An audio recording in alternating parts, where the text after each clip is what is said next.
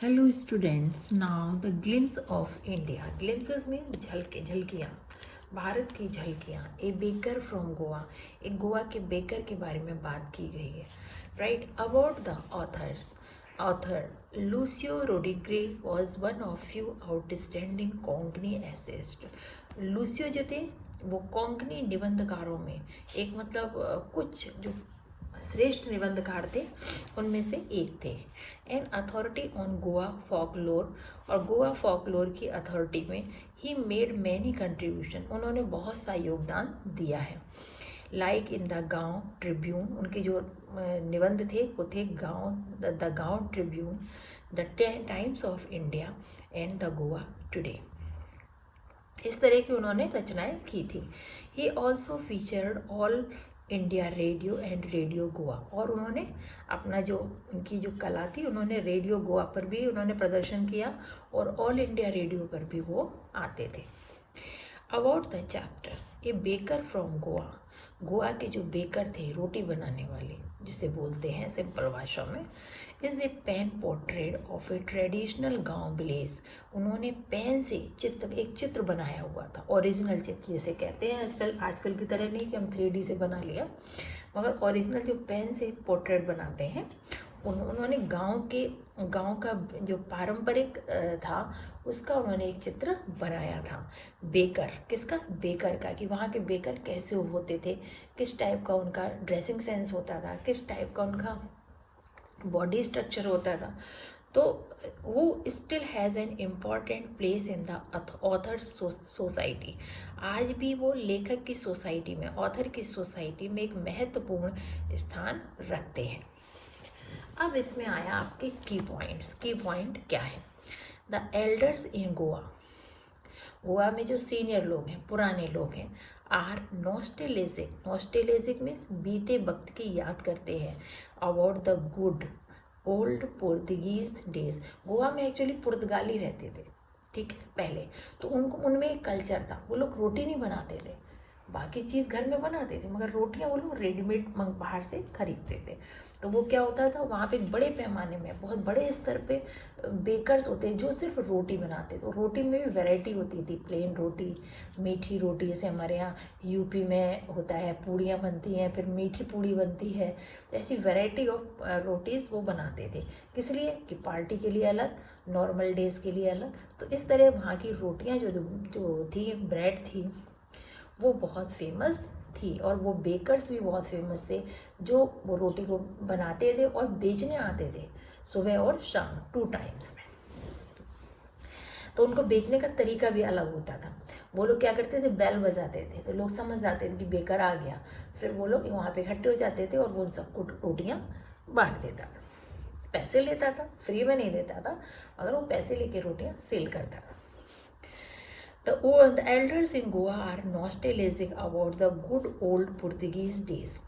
तो जो गोवा में पुराने लोग हैं, हमारे बुजुर्ग जो हैं, वो गोवा के पुराने दिनों को याद करते हैं. कब? जब वो अच्छे दिन जो पुर्तगालियों के टाइम के दिन थे.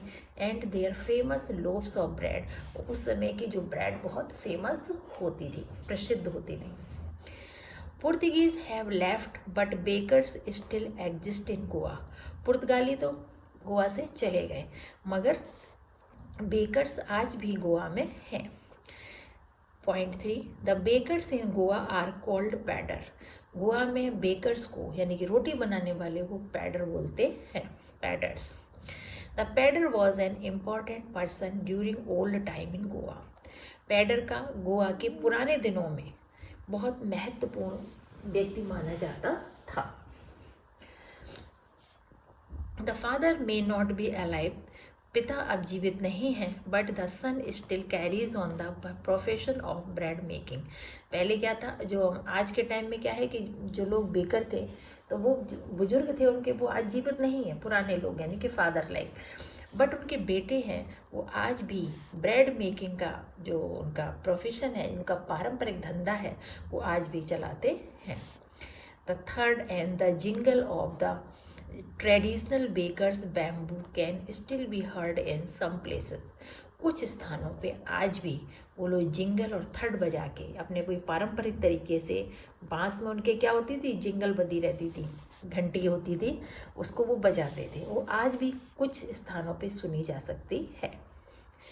The author can still recall the typical fragrance of those lobes.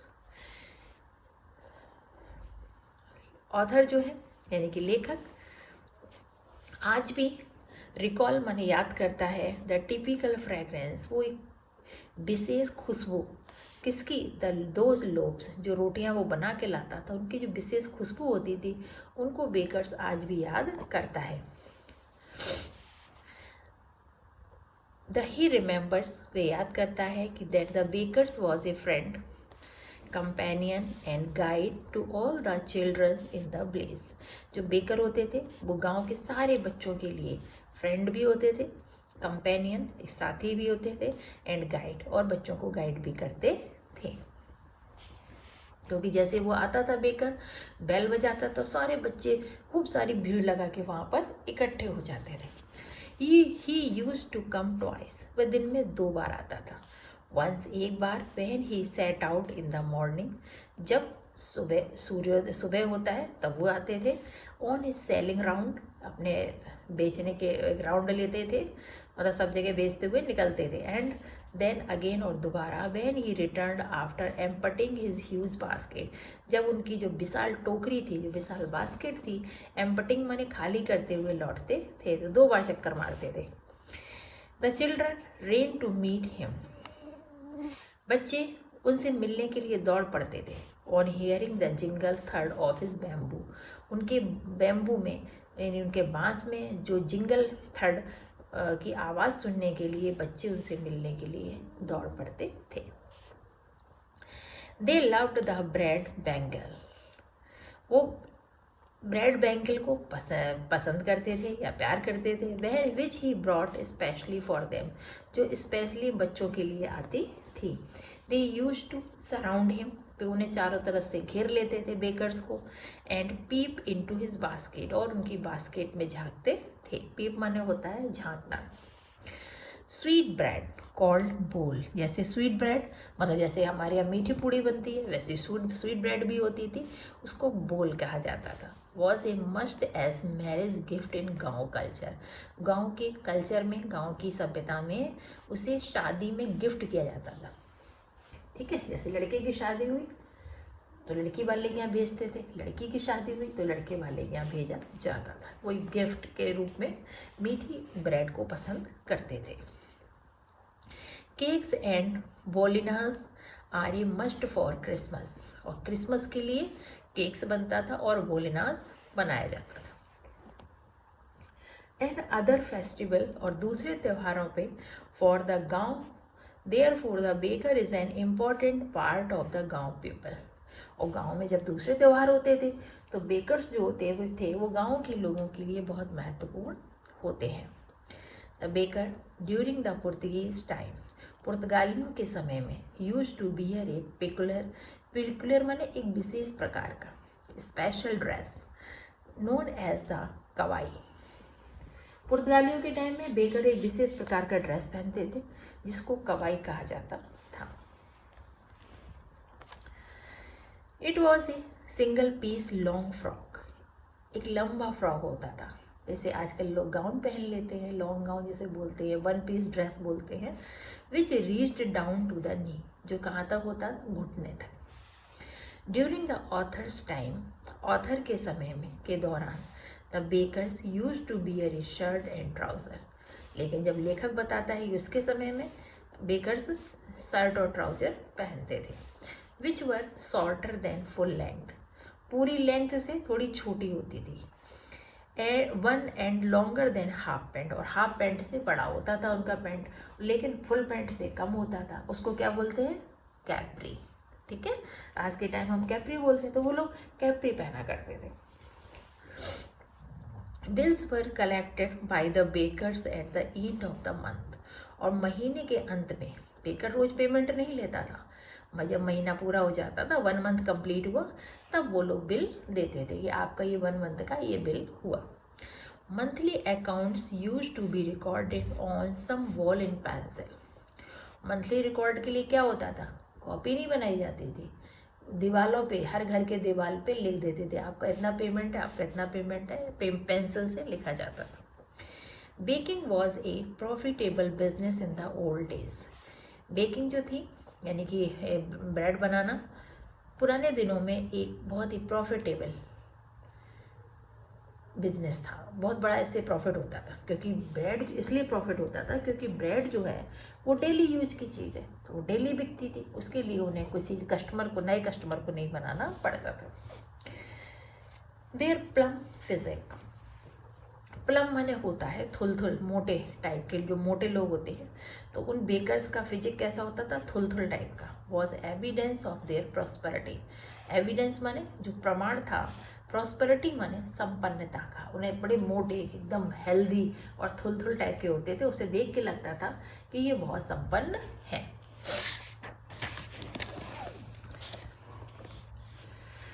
Even today, यद्यपि आज भी, a person with a jackfruit like appearance is easily compare to bakers. आज भी वहाँ पे लोग होते हैं जिनकी ऐसी पर्सनालिटी होती है जैक फ्रूट की तरह, उन्हें आज भी बेकर से कंपेयर किया जाता है, यानी बेकर से तुलना की जाती है।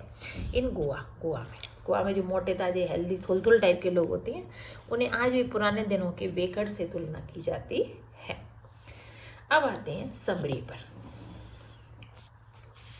द एल्डर्स नॉस्टेलिजिकली, हमारे जो बुज़ुर्ग हैं, हमारे जो बड़े लोग हैं, नॉस्टेलिजिकली मीन्स पुराने दिनों को रिमेंबर माने याद करते हैं, और the good old Portuguese days, जब अच्छे पुराने जो पुर्तगालियों के दिन थे, and their famous loaves of bread, और उनके जो ब्रेड थी, बहुत लोव्स ऑफ ब्रेड जो था वो बहुत प्रसिद्ध था। Though the Portuguese have left, Portuguese तो चले गए, the mixer, moulders, as old furnace, furnace माने भट्टियाँ जो होती थी आग की, can still be found in Goa. वहाँ पे मिक्सर होता था यानी आटा गूंदने का, मोल्डर होते थे जिनसे वो बनाते थे, मोल्ड करना, डिज़ाइन करना। एज ओल्ड फर्नेस यानी कि बड़ी पुरानी बड़ी बड़ी भट्टियाँ जो थी, अभी भी गोवा में मिलती हैं देखने को। देयर प्रेजेंस, उनकी प्रस्तुति, ये भी टुडे आज भी है, आज भी वो सब सामान यहीं पर है। Bears testimony to the popularity of bread making in Goa. Goa में ब्रेड मेकिंग की बहुत ही पॉपुलरिटी थी, बहुत ही फेमस था वहाँ ब्रेड मेकिंग में। The bakers in Goa are called paders, Goa के बेकर्स को पैडर कहा जाता था या पैडर पुकारते हैं। द ऑथर रिमेंबर्स, ऑथर याद करता है, हाउ इन हिज चाइल्डहुड, कि उसके बचपन में कैसे, the baker use to come twice, baker 2 बार आया करते थे, वंस एक बार, when he set out in the morning, जब वो सुबह आते थे बेचने के लिए, ऑन हिज सेलिंग राउंड, जो उनकी सेलिंग राउंड होता है यानी कि बेचने के लिए जो राउंड लगाते थे, एंड देन अगेन, और दोबारा, when he return after emptying his huge basket, दोबारा कब आते थे, जब उनकी वो बास्केट है, विशाल बास्केट जो थी, बड़ी सी बास्केट, वो एकदम खाली करके आते थे, बेचते थे सारा सामान। The childrens ran to meet him, बच्चे उनसे मिलने के लिए दौड़ते थे। व्हेन दे हर्ड द झेंग झेंग sound of his bamboo staff, जब वो अपने बैम्बू स्टाफ, बैम्बू में होता है बांस में जो उनकी बैल बंधी होती थी ना, तो उसकी आवाज़ होती थी झेंग झेंग करके, तो उसे सुनने के लिए बच्चे उसके पीछे दौड़ते थे उससे मिलने के लिए। ही वॉज देयर फ्रेंड, वो उनके मित्र थे, कंपेनियन, साथी भी थे, एंड गाइड, और गाइड भी करते थे उनको। दे लव्ड द ब्रेड बैंगल्स, उन्हें ब्रेड बैंगल्स बहुत पसंद करते थे। That he bought for them, जो उनके लिए खरीदी जाती थी, बच्चों के लिए क्या बनाया था, bread bangle. Lobes were for the elders, lobes जो होते थे ब्रेड के टाइप ऑफ रोटी होती थी, वो क्या होती थी, वो बड़े लोगों के लिए होती थी। And bread bangles for the children, और ब्रेड बैंगल जो होते थे वो बच्चों के लिए होते थे। They could not be stopped from gathering around the baker, वो कभी भी बेकर को चारों तरफ से घेरे बिना नहीं रुकते थे। जैसे बेकर आता था मॉर्निंग में, वैसे ही उस बेकर को चारों तरफ से बच्चे घेर लेते थे। इन गांव कल्चर, गांव की सभ्यता में, no marriage ceremony is complete without the gift of sweet bread called bol. गांव में क्या होता था कि जब भी किसी की शादी होती थी तो स्वीट ब्रेड बनाई जाती थी, मीठी ब्रेड, जैसे आजकल मीठी पूड़ी बनाई जाती है, तो उसको बोलते थे bol. Cakes and bolinhas are must for Christmas and other festivals. Cakes और बोलिनाज जो होते थे वो क्रिसमस पर बनाए जाते थे और दूसरे फेस्टिवल पर भी। देयरफॉर, जबकि the bakers is an important part of the गाँव। बेकर जो होते थे गांव का एक महत्वपूर्ण हिस्सा थे। द baker during the Portuguese time, baker जो थे पुर्तगालियों के समय के दौरान, used to bear a peculiar, एक बहुत ही विशेष प्रकार का एक स्पेशल ड्रेस होता था उनका, नोन एज द कवाई, जो कि जो बेकर पहनते थे उनकी ड्रेस को कवाई कहा जाता था। It was a single piece long frock which reached down to the knees. ये एक सिंगल पीस होती थी, यानी कि वन पीस ड्रेस जिसे बोलते हो, लॉन्ग फ्रॉक की तरह, और वो घुटने तक होती थी, नी तक होती थी। ड्यूरिंग द ऑथर्स टाइम, लेखक के समय के में, the bakers use to wear a shirt, bakers shirt and trouser, shirt और ट्राउज़र पहनते थे, which were shorter than full length and one and longer than half pant, जो कि ऐसा ट्राउज़र पहनते थे जो हाफ पैंट से बड़ा होता था और फुल पैंट से छोटा, इसका मतलब कैप्री। तो बेकर्स उस समय कैप्री पहनते थे। The bakers collected the bill at the end of the month, महीने के अंत में बेकर्स बिल को इकट्ठा हर घर से, हर घर में बिल को देते थे, ये आपका बिल है, ये आपका बिल है, ये आपका बिल है, इस तरह से। Families used to keep a record of the monthly account of the baker on some wall, जितने भी परिवार थे वो अकाउंट जो होते थे कि किस दिन कितनी ब्रेड ली हमने, उस अकाउंट को दीवार पे लिखते थे, किससे, पेंसिल से लिखा जाता था।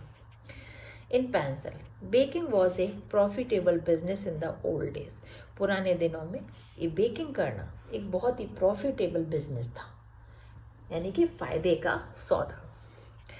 The bakers and his family never starve, starve माने भूखा, बेकर और उसका परिवार कभी भी भूखा नहीं रहता था। क्यों? उनकी बहुत इनकम थी, बेकर बेकिंग का काम ही वहाँ बहुत बड़े स्तर पे बेकिंग का काम होता था, रोटी बनाने का। ही एंड हिज फैमिली, वह और उसका परिवार, एंड सर्वेंट और उसके जो नौकर थे, always looked happy and prosperous, हमेशा खुश और संपन्न दिखाई देते थे।